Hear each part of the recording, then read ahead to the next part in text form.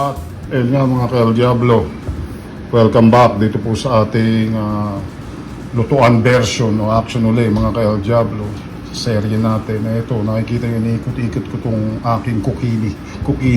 Ang matawag ito, zucchini. Galing sa BC, galing kay Ermat, tsaka kay Airpat. Tingnan natin.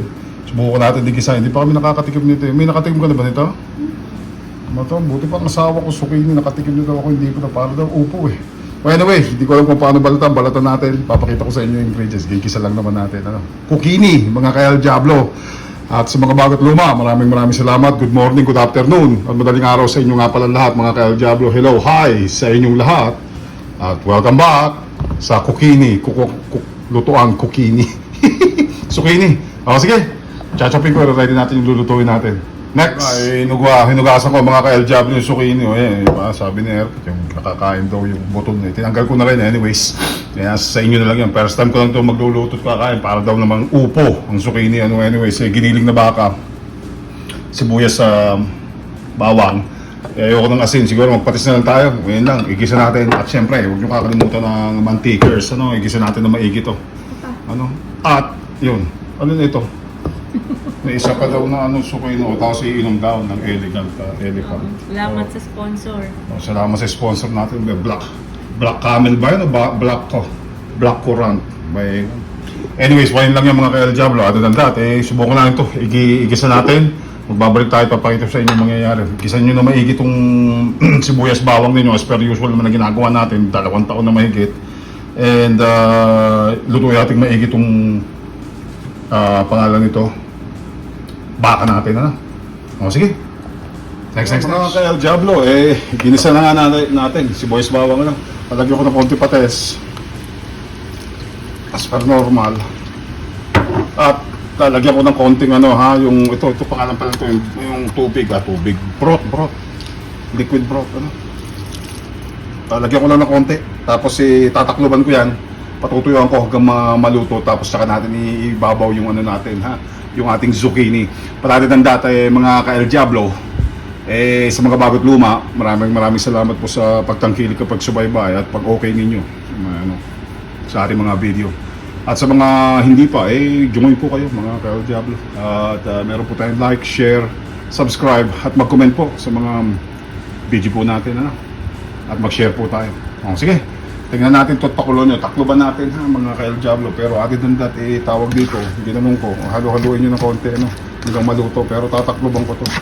Lalo mga balikan ko kayo after 10 minutes or so. Tingnan natin kung ano nangyari ng luto nito, tatakloban ko.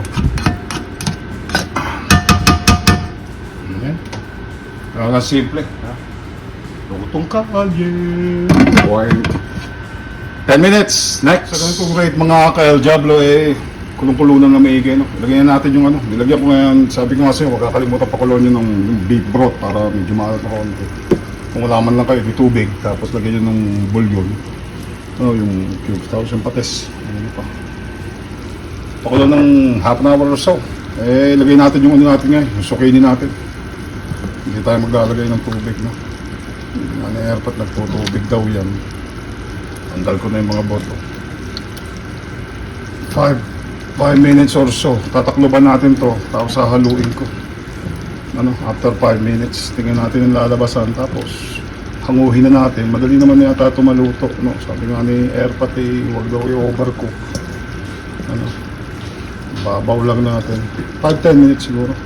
5 minutes hahaluin ko to para hindi siya malasog.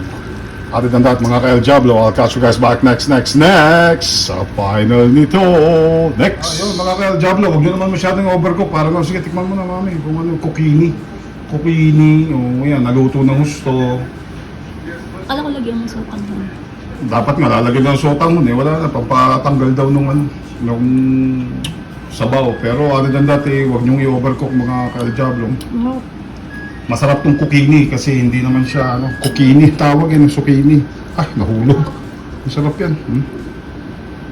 Hindi na masama. Parang upo nga siya mga ka-El Diablo.